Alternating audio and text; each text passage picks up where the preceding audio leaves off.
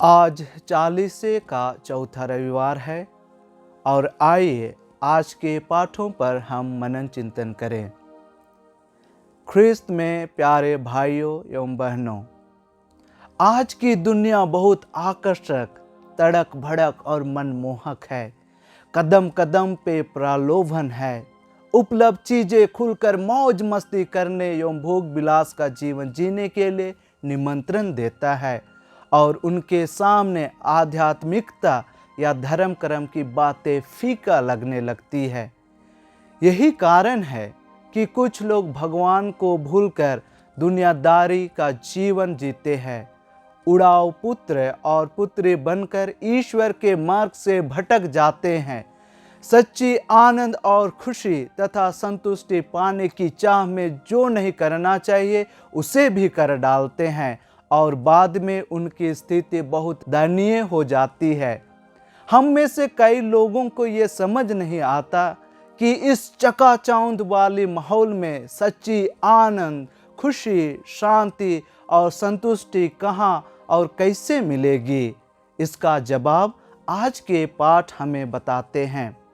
पहला पाठ में हम सुनते हैं कि इस्राएली लोग 40 वर्षों की लंबी यात्रा के बाद नबी योशुआ के निर्देश में प्रतिज्ञा देश में प्रवेश किए और वे वहां पास्का पर्व मनाए। ईश्वर उन्हें याद दिलाया कि उनके मिस्र देश की गुलामी का कलंक मिट गया है। ये सब ईश्वर के हस्तक्षेप और बहुबल से संभव हुआ। अतः वे प्रभु के प्रति वफादार, कृतज्ञ और आभारी हों।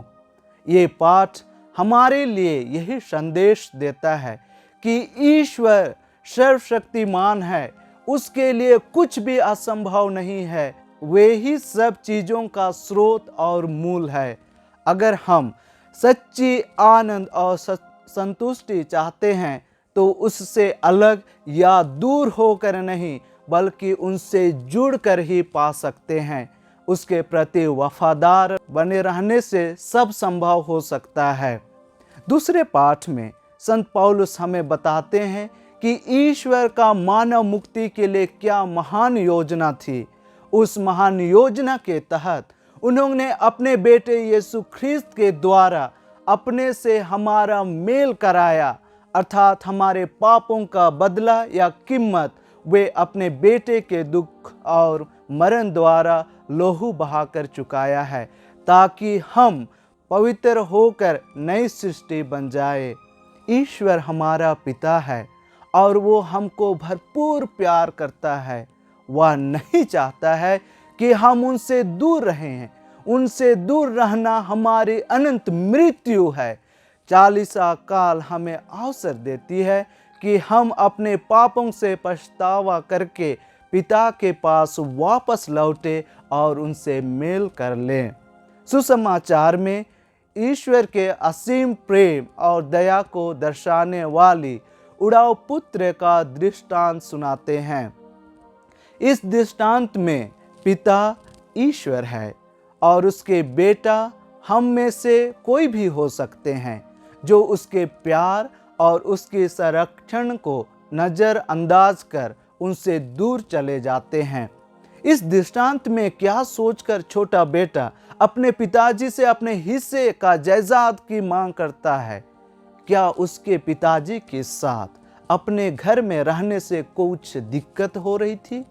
पिता के स्वभाव से तो ऐसा नहीं लगता है, क्योंकि वह अपने बेटे का पूरा सम्मान करता था, उनके अधिकार और स्वतंत्रता का कदर करता था।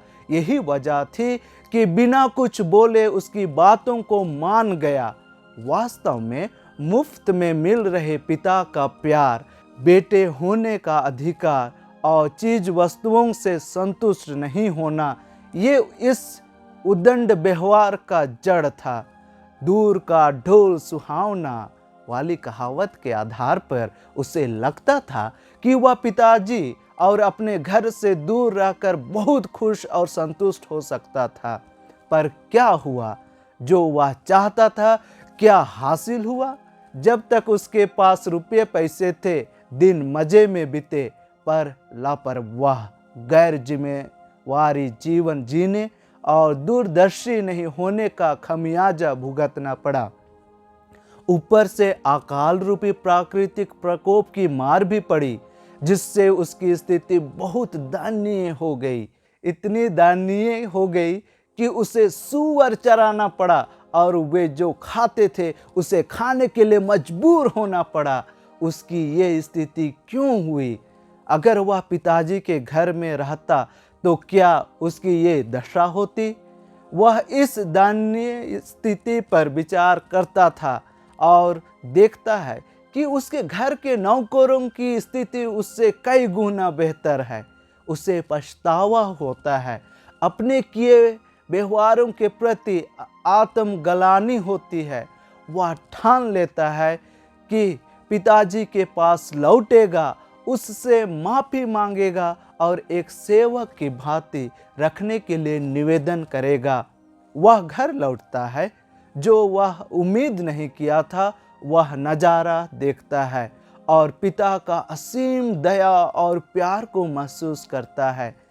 उसके पिताजी का प्रेम इतना महान था कि वे उनसे कोई सवाल नहीं करते हैं, वह उसे गले लगा लेता है। संपूर्ण रूप से वे उसे स्वीकारते और अपनाते हैं।